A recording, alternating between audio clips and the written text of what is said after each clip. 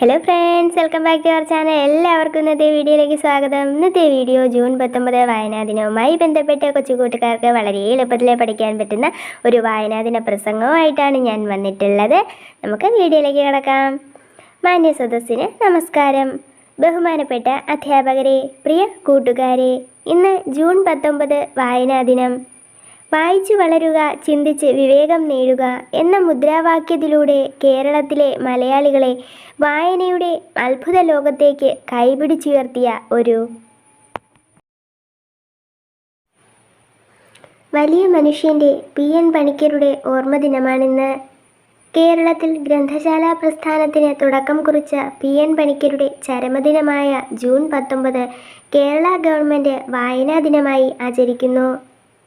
അദ്ദേഹത്തോടുള്ള ആദരസൂചകമായി അടുത്ത ഒരാഴ്ചക്കാലം വായനാവാരമായും ആചരിക്കുന്നു.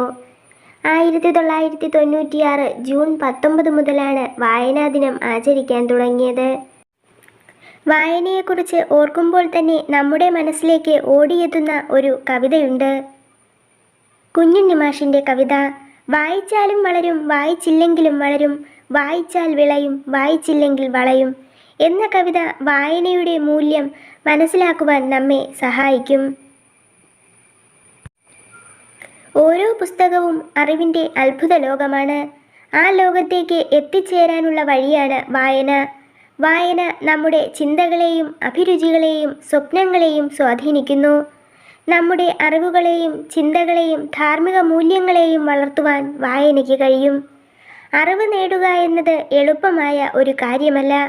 വായനയിലൂടെ മാത്രമേ നമുക്ക് അറിവ് നേടാൻ കഴിയുകയുള്ളൂ. അതുകൊണ്ട് വായനയുടെ പ്രാധാന്യം നാം കുഞ്ഞും നാളിലെ അറിഞ്ഞിരിക്കേണ്ട ഒന്നാണ്. വായനാശീലം അന്യമായിക്കൊണ്ടിരിക്കുന്ന പുതുതലമുറയ്ക്ക് വായനയുടെ പ്രാധാന്യത്തെക്കുറിച്ച് ഓർമ്മപ്പെടുത്തൽ കൂടിയാണ് ഓരോ വായനാ ദിനവും. ഇന്ന് പുസ്തകങ്ങളിൽ നിന്ന് ലഭിക്കുന്ന അറിവിനേക്കാൾ കൂടുതൽ ഇൻ്റർനെറ്റ് തുടങ്ങിയ നവമാധ്യമങ്ങളിലൂടെ നമുക്ക് ലഭിക്കുന്നുണ്ട്. എങ്കിലും പുസ്തകങ്ങളിലൂടെ ലഭിക്കുന്ന അറിവ്, പുസ്തക വായനയിലൂടെ ലഭിക്കുന്ന ആ അനുഭൂതി ഈ നവമാധ്യമങ്ങളിലൂടെ നമുക്ക് ലഭിക്കുകയില്ല. അതിനാൽ പുസ്തകങ്ങളെ നെഞ്ചോട് ചേർത്ത് വയ്ക്കാനും അധ്യാപകരുടെയും രക്ഷിതാക്കളുടെയും സഹായത്തോടെ നല്ല പുസ്തകങ്ങൾ തിരഞ്ഞെടുത്ത് വായന ഒരു ശീലമാക്കാൻ ഇന്ന് തന്നെ നമുക്ക് പ്രതിജ്ഞ ചെയ്യാം.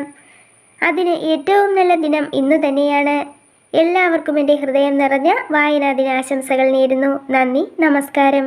ഇന്നത്തെ വീഡിയോ എല്ലാ കൊച്ചു കൂട്ടുകാർക്കും ഉപകാരപ്പെട്ട് കാണുമെന്ന് പ്രതീക്ഷിക്കുന്നു. വീഡിയോ ഇഷ്ടമായാൽ തീർച്ചയായിട്ടും ലൈക്ക് ചെയ്യാനും നിങ്ങളുടെ ഫ്രണ്ട്സിനൊക്കെ ഒന്ന് ഷെയർ ചെയ്ത് കൊടുത്ത് ദയവേത് ചാനൽ സബ്സ്ക്രൈബ് ചെയ്യാനും ആരും മറക്കരുത് കേട്ടോ.